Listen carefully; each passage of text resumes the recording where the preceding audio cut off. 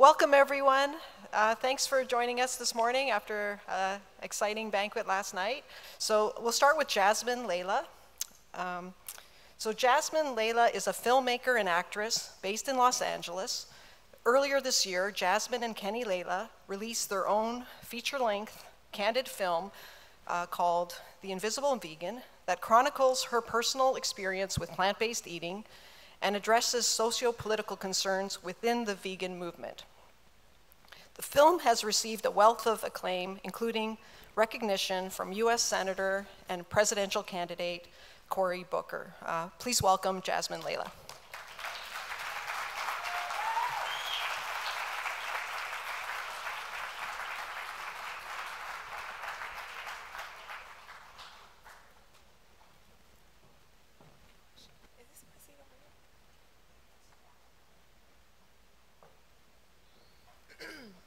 Good morning, everyone. So, my unique activist voice. Earlier this year, I was asked to sit on an activist panel, and I almost turned it down because I didn't think my film gave me the clout to merit such a title. You know, activist, the word just sounds so important, and I'm like, hey guys, I'm just a filmmaker. But apart from whatever's in Webster, for me, the activist term carried a lot of weight. I thought about heroes who risked their lives for causes. I thought about people who protested, people who put together campaigns, people who've done things that I've never done. And I also thought that being an activist required me to be in opposition to people who didn't eat ethically. And I didn't want to feel that way. That's the tricky part of this issue. In other movements, like if we're talking the civil rights, Holocaust, Me Too, cyberbullying, Black Lives Matter, there's a villain that a huge part of the population agrees needs to be stopped. Nazis, racist cops, bullies, sexual abusers. But with this movement, the villain is the majority of the population, and people don't want to be vilified. So that was a challenge I had to face when I was putting my film together. How do I call out the offenders without offending them? And then I had the obstacle of trying to market to the Black demographic.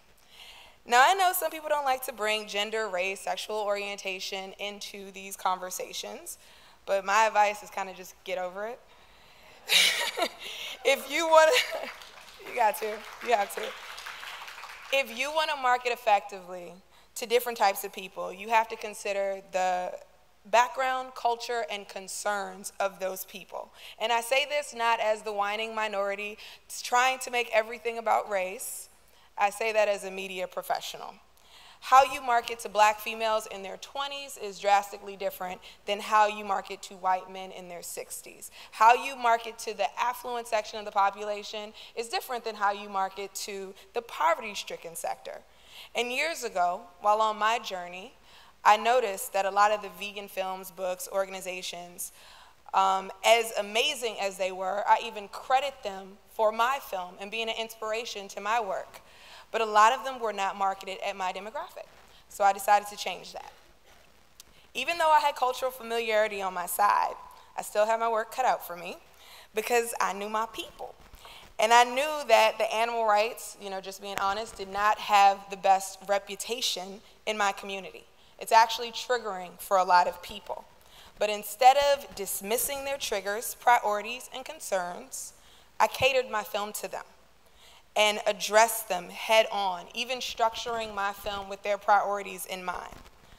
A lot of activists mistakenly advocate to communities of color without first taking the time to research how to advocate to communities with whom you have nothing in common with.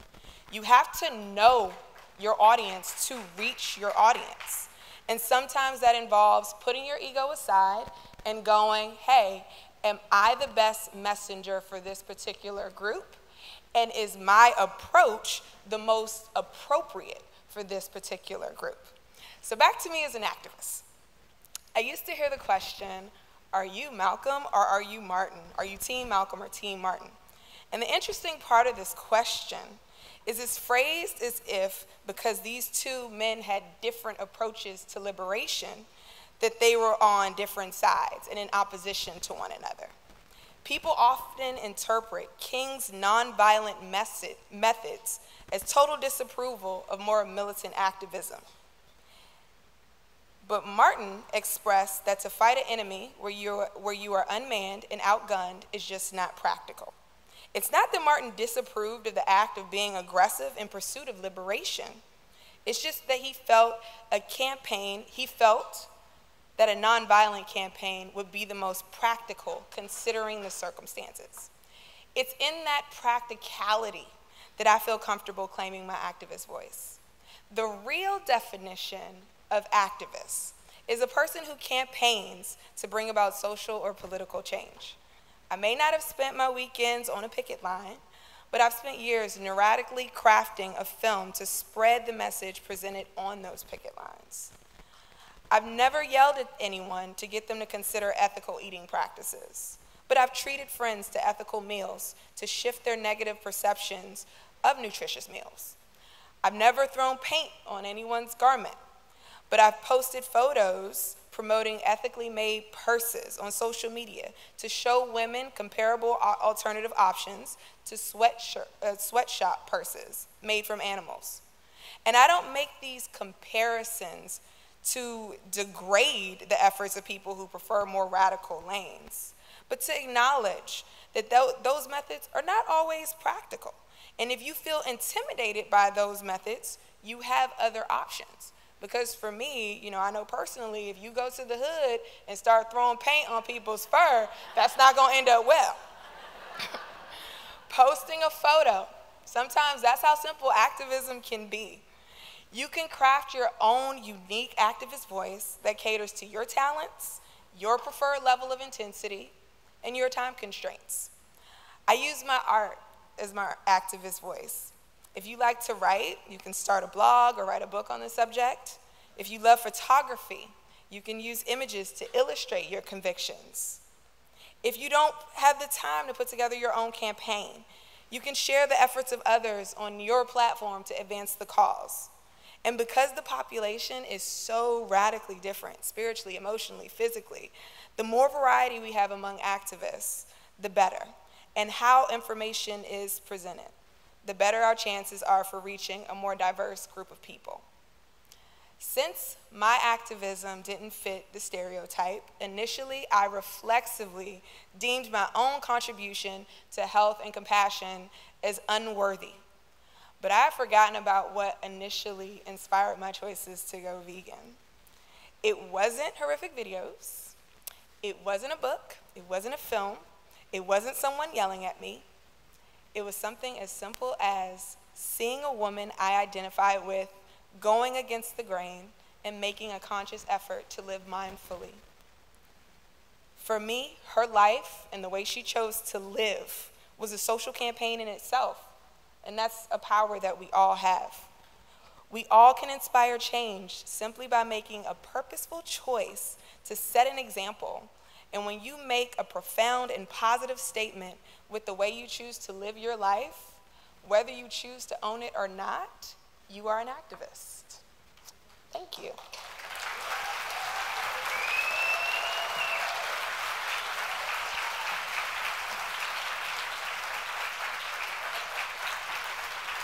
Thank you so much, Jasmine. And I encourage everyone to watch The Invisible Vegan. You can watch it streamlined online, and you can also buy a copy on the website. And so our next speaker is Lindsay Lewis. Lindsay Lewis is an animal rights activist and artist based in Orange County, California. Lindsay's devotion to saving animals is revealed through her artwork, and she has served as an artist for many groups, including Mercy for Animals, PETA, Farm USA, the March of Silence, and many more, 501c3 organizations, and sanctuaries. Additionally, Lindsay is the social media team lead at Wetlands and Wildlife Care Center and teaches college in mathematics and statistics. Please welcome Lindsay Lewis.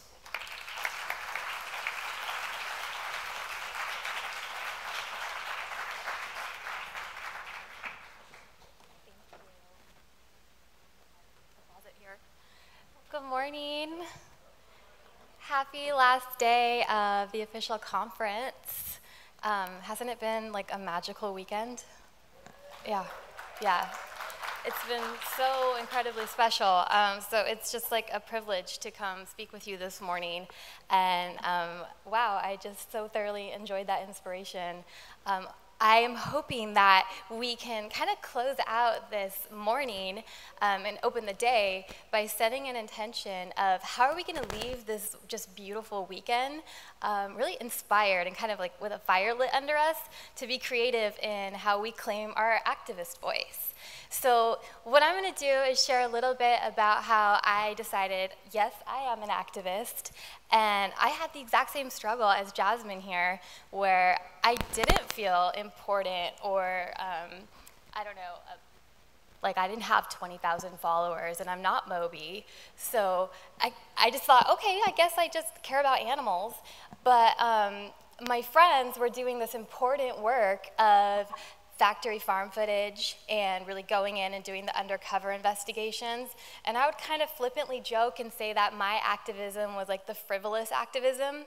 And it was kind of self-deprecating until I realized that indeed a lot of people who did look at alternative ways of being an activist really came into the movement that way. So I thought I'd share just a couple of ideas and hope to get kind of some conversation started this morning on how we could link arms and be creative. Just a little side note, I do teach college mathematics, and that's my career. And then as an activist, I'm an artist. So, but I kind of weasel in the animal welfare and animal rights point in all areas. So think about how maybe you would be able to do that as well. And as an instructor, I've been teaching for 10 years. So I know I'm talking to a lot of like seasoned activists in here, as well as newcomers. And I think it's so great that we're all connecting here, because how energizing is it to meet someone new and excited about the movement when you've been in it for like a decade or two?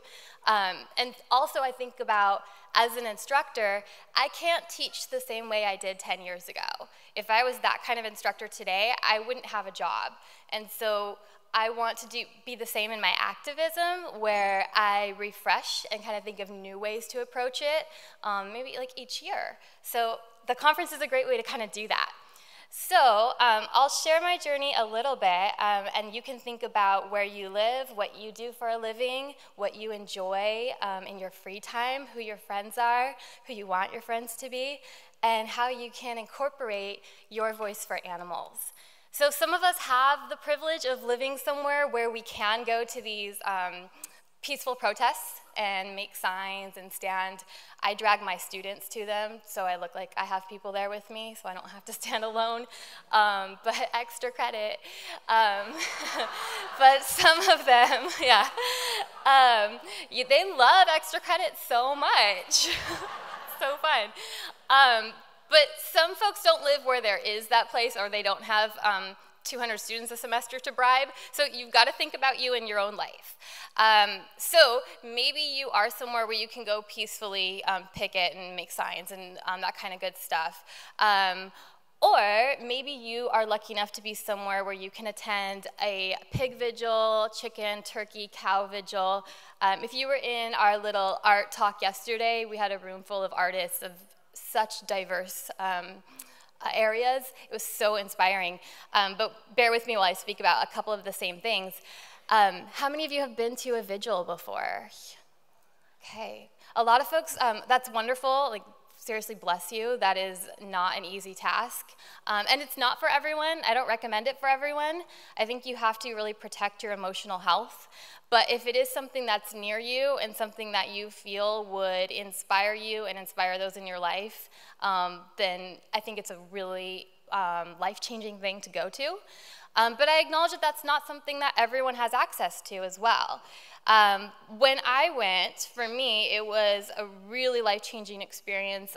It was really haunting for days after. And as an artist, I expressed myself artistically.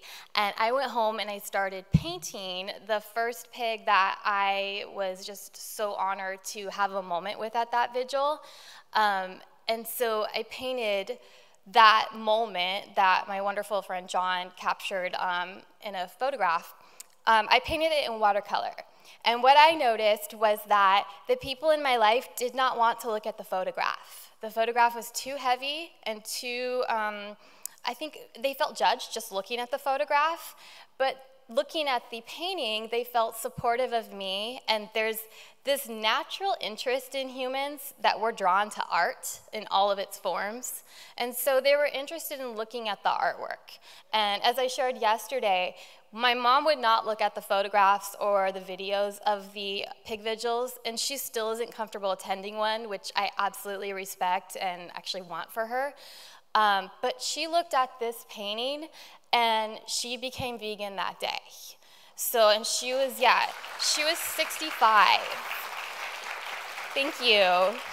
She's my hero, and I mean, imagine 65 years eating one way, and then your annoying little, like, liberal daughter with a really big mouth every Thanksgiving is like, come to the vigil.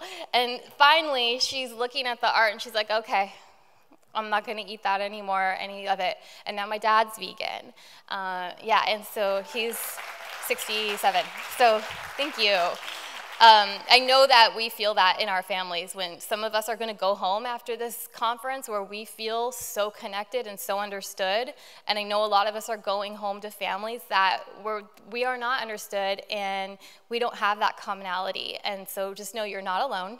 And it takes time. I was vegan for 6 years before anybody in my family would join me at all in eating like plant-based meal. Seriously, my mom and me were best friends in every other area. So anyway, the art was communicating that effectively. So for me, I decided that I could be an artivist. And yes, it sounds a little frivolous, but I cannot tell you how many people were willing to look at paintings and drawings and ask questions about them and then be drawn in instead of kind of called out and felt like, okay, I'm not going to have any more of this conversation. And so this drew them in, and I could tell the personal story of, like, say, the top right cow, Daisy Bell, and how she was saved from the dairy industry.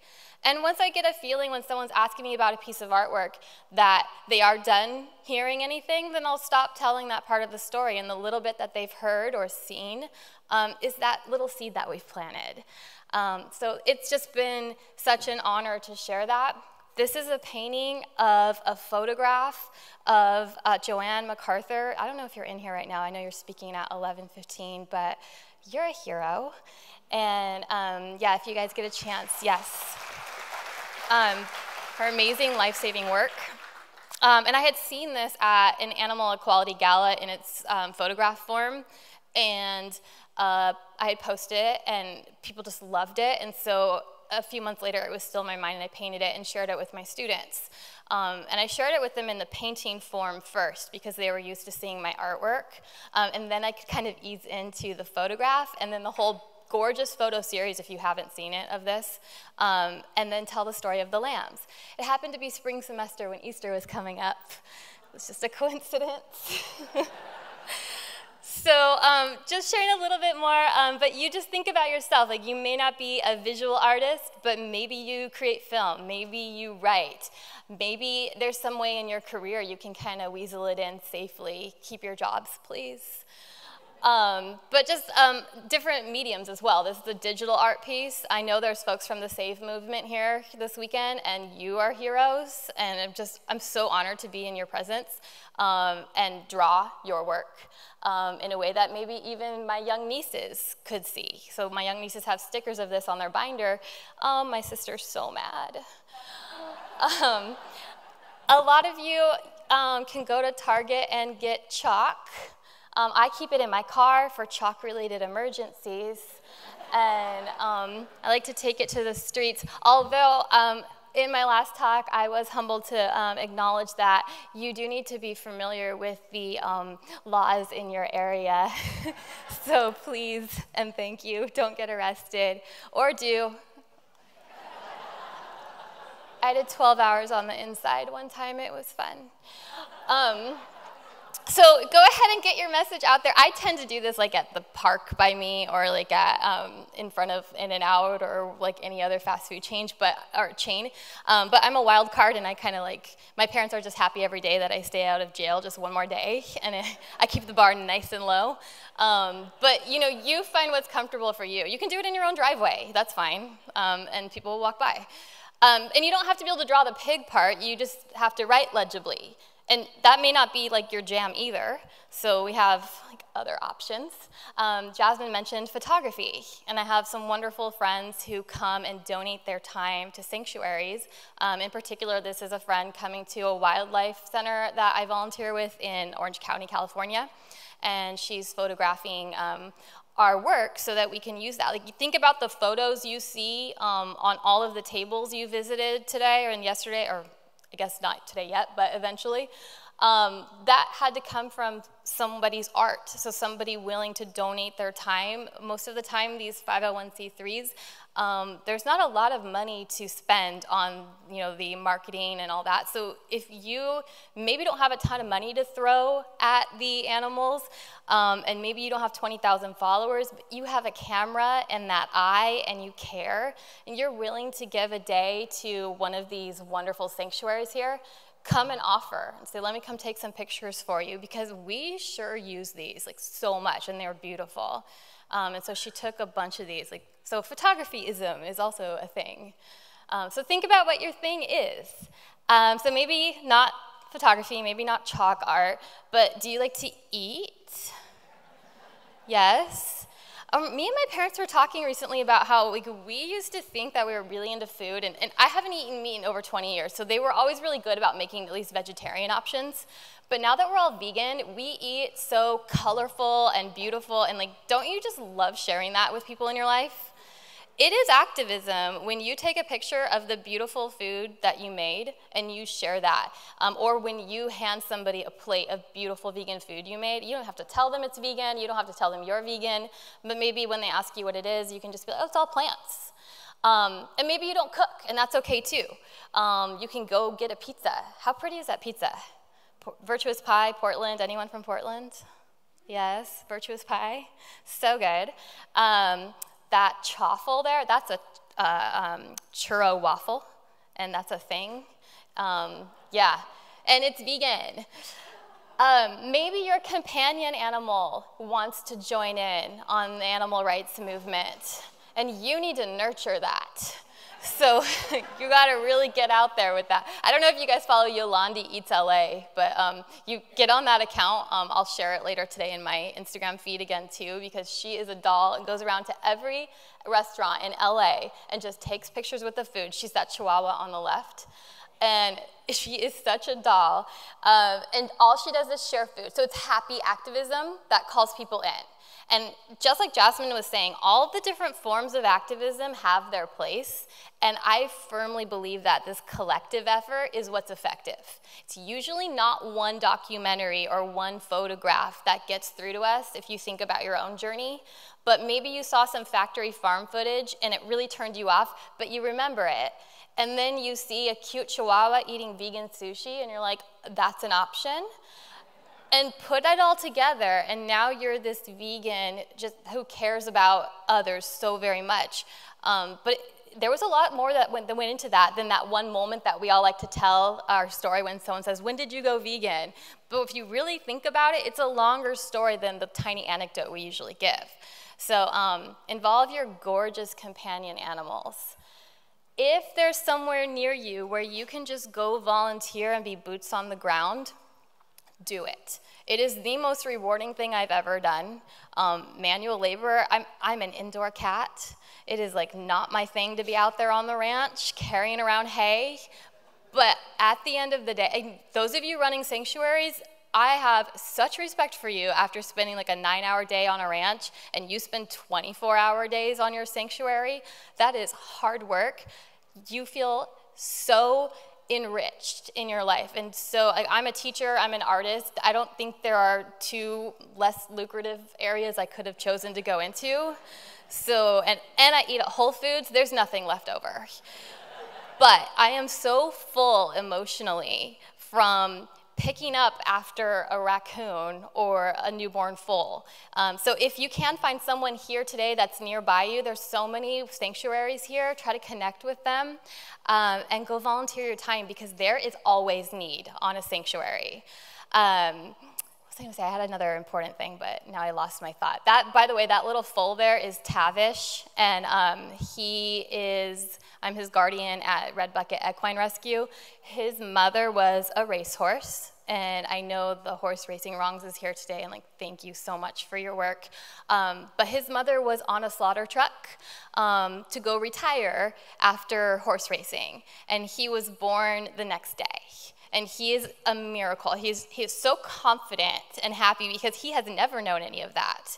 And he would be dead. And they like to send pregnant mares on the slaughter truck because they weigh more and they get paid by the pound. So yeah, Tavish was there in her body for money. And now he is 3 and he's in Charm Farm, doing exceptionally well. So if you can find someone that you can volunteer for, definitely do. Another form, especially I know there's a lot of young people here, and you're on the online, and I do Instagram, but I'm not like a rock star at it. But some people like John are. So he hates when I point. Talk to John if you need help with your social media.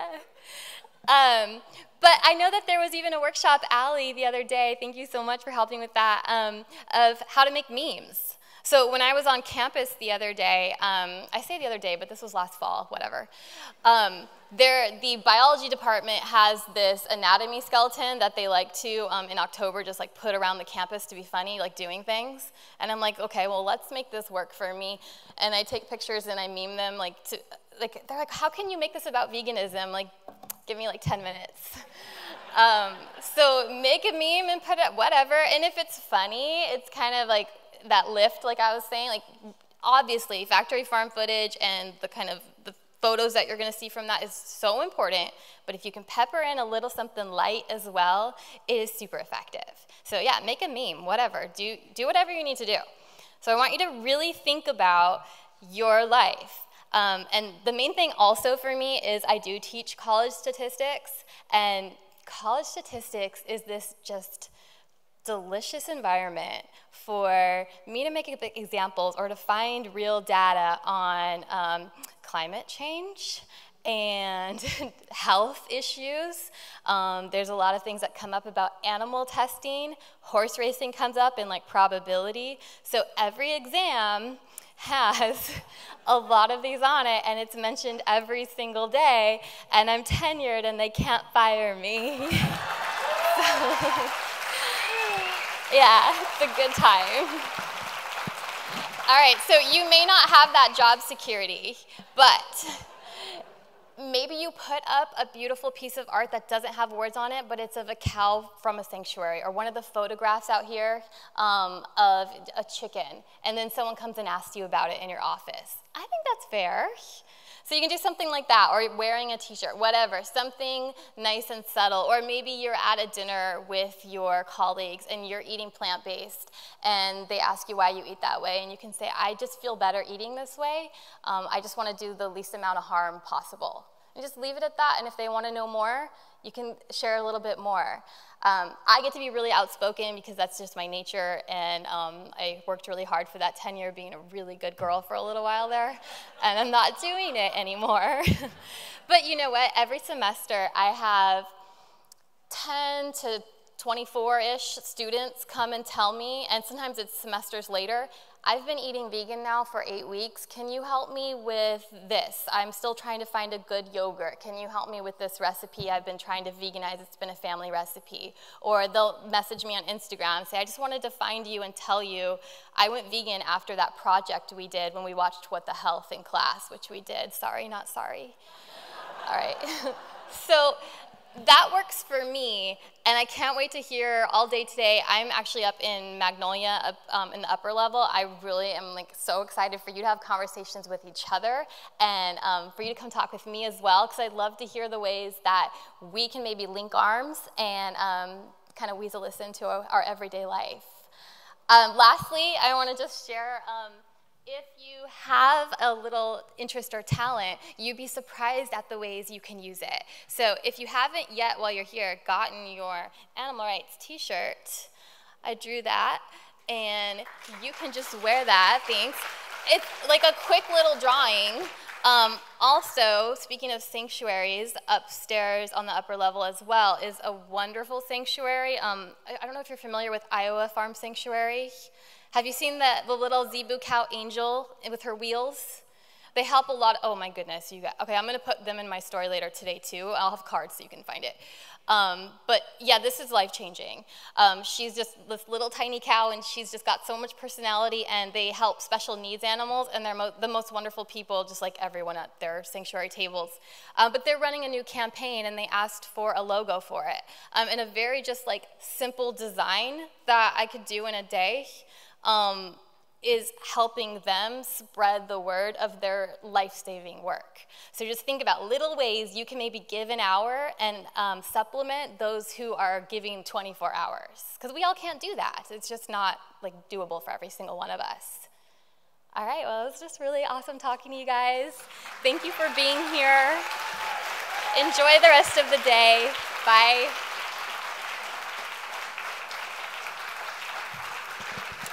Thanks, Lindsay. Leo Tolstoy said that great art conveys the feelings that the artists themselves felt, and in those incredible drawings at the vigils, seeing the pigs, it had the power of conveying what you felt for your mother and helped convert her. So it just shows you the power of art. And Saul Alinsky said, a good tactic is a tactic that your people enjoy. And so knowing your audience, which what you both spoke about. And I highly recommend that everyone watch The Invisible Vegan. I'm just wondering, how many people have seen it? And how many people are going to see it? Okay, great. So you just,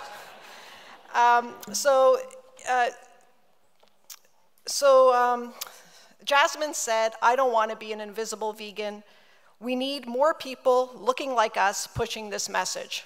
And I think that's, it's an incredible film, and I just want to encourage everyone to see it. I just wanted to close by returning to this book again. This is An Uprising, and it's a book that takes the best of the two traditions, Saul Alinsky's community organizing tradition, which builds strong people's organizations, really works with the local communities, the churches, the women's groups, and creates a strong organization and results in incremental changes. And then there's the mass protest model, which Francis Fox Piven has talked about, and taking the best of those traditions and coming up with a momentum organizing model. And historically, the civil rights movement and Gandhi have used those models. Currently, it's Extinction Rebellion, and they have an arts committee. And it just shows you the important role of arts, whether it was the freedom songs in the civil rights movement, or today, the role of art in our social movement. So I recommend that everyone here who's working with an animal rights group form an arts committee and reach out to Lindsay, who's willing to share, provide art, and also reach out to documentary filmmakers and screen The Invisible Vegan. So thank you very much.